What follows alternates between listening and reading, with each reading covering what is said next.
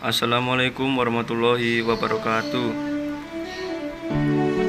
Perkenalkan nama kelompok kami. 1. Aura Sirila absen 4. 2. Ayu Andia absen 8. 3. Diki Tegar Pratama absen 11. 4. Heruendra Yogi absen 15. 5. Karisatul Jana absen 18. 6. Nuril Prasetyo absen 27. Saya akan mempresentasikan tentang bab 1, iman kepada kitab-kitab Allah Subhanahu wa taala.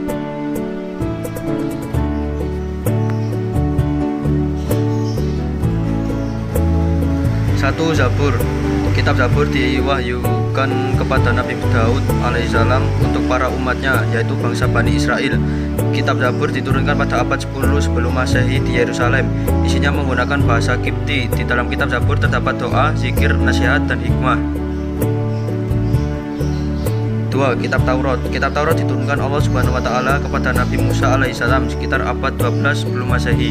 Kala itu Nabi Musa menyampaikan ajaran yang terkandung di dalam kitab Taurat kepada bangsa Bani Israel. Isi kitab tersebut menggunakan bahasa Ibrani. Di dalamnya terdapat beberapa hukum-hukum syariat dan sistem kepercayaan yang dapat dibenarkan.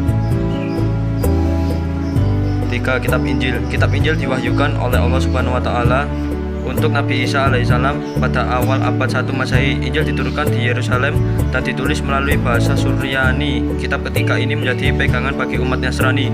Kandungan adalah mengenai perintah untuk percaya kepada Allah Subhanahu wa taala serta menghapus beberapa hukum yang ada di kitab Taurat karena tidak sesuai dengan zaman ketika itu.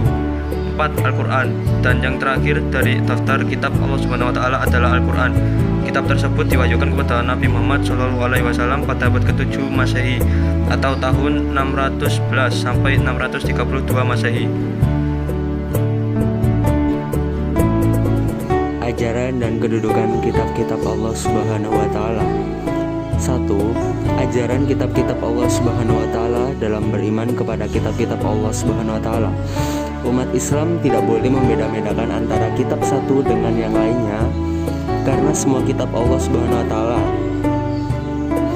Selain itu, kitab Allah Subhanahu wa taala merupakan wahyu yang diturunkan melalui malaikat Jibril yang diberikan kepada nabi dan rasul Allah Subhanahu wa taala untuk disampaikan kepada umat manusia. Kandungan kitab-kitab Allah Subhanahu wa taala secara garis besar adalah sebagai berikut. A. Mengajak manusia untuk melaksanakan perintahnya. B. Mengajak manusia agar tidak menyekutukan Allah Subhanahu wa taala. C. Mengajak manusia agar meninggalkan larangannya. D. Menjelaskan tentang ancaman bagi yang melanggar larangannya. E. Menjelaskan tentang janji-janji Allah Subhanahu wa taala bagi yang mematuhi perintahnya. F. Mendidik dan membimbing manusia ke jalan yang benar sehingga dapat hidup bahagia dan sejahtera di dunia maupun akhirat.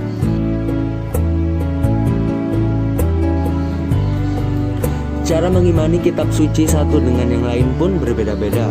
Adapun metodenya yaitu dapat dilakukan dengan ihtimali dan tafsili. Mengimani secara ihtimali merupakan cara mengimani kitab-kitab Allah Subhanahu wa taala yang diturunkan sebelum Al-Quran.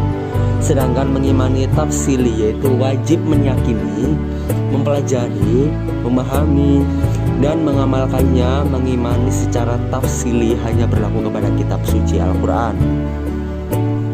2. Kedudukan kitab-kitab Allah Subhanahu wa taala.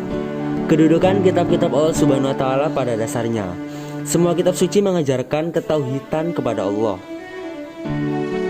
dan merupakan pedoman kehidupan, baik dalam hubungan dengan Allah, sesama manusia, maupun alam semesta.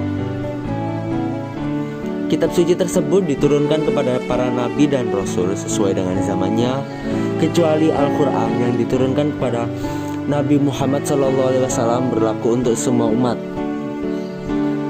sepanjang masa dan menjadi rahmat bagi seluruh alam. Kedudukan kitab-kitab Allah Subhanahu wa taala. Yang pertama, kedudukan kitab suci dalam hubungannya dengan Allah Subhanahu wa taala.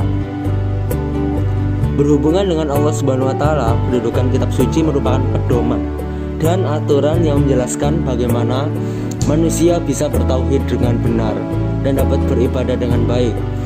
Bertauhid dengan benar maksudnya dalam meyakini dan mengimani Allah Subhanahu wa taala tidak bercampur dengan hal-hal yang bersifat musyrik. Sedangkan beribadah dengan baik maksudnya melakukan berbagai perintah Allah sebagai bentuk penghambaan terhadap Allah Subhanahu wa taala. Keterangan tersebut sesuai dengan firman Allah Subhanahu wa taala dalam surat An-Nisa ayat 136.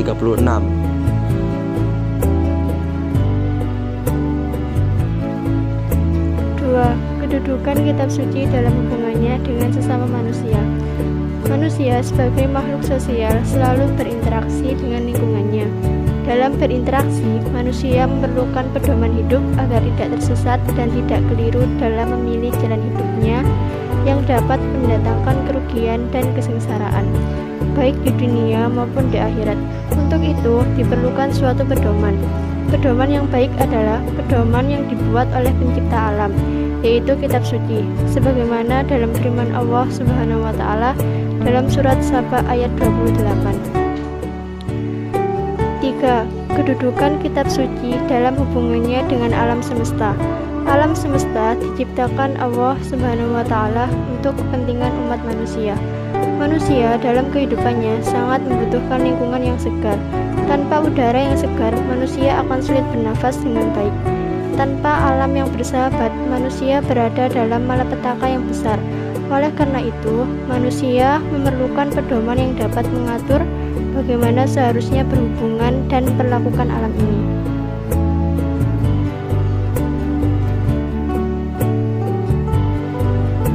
Fungsi, perilaku, dan hikmah beriman kepada kitab-kitab Allah.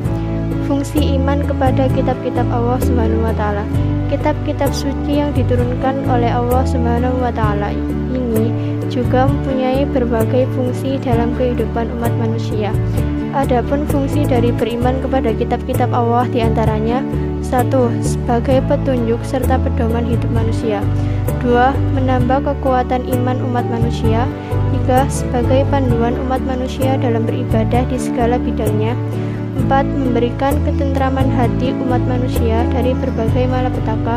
5. Menolong umat manusia untuk meraih kebahagiaan hidup dunia dan akhirat. Perilaku beriman kepada kitab-kitab Allah Subhanahu wa taala. Untuk menumbuhkan sikap dan perilaku yang mencerminkan keimanan kepada kitab-kitab Allah tidaklah terlalu sulit. Cukup dengan menumbuhkan rasa kesadaran diri sendiri bahwa kita sebagai umat Islam harus tahu dan mengerti untuk apa kitab-kitab itu diturunkan ke bumi ini. 1. Mengakui dan menghormati kedudukan kitab-kitab Allah sebelum Al-Quran. 2. Meyakini dengan sebenarnya bahwa kitab yang terakhir adalah Al-Quran, yaitu sebagai pedoman hidup. 3. Beribadah hanya kepada Allah Subhanahu wa taala. 4. Meyakini bahwa Al-Quran adalah mukjizat Nabi Muhammad SAW sebagai penyempurna.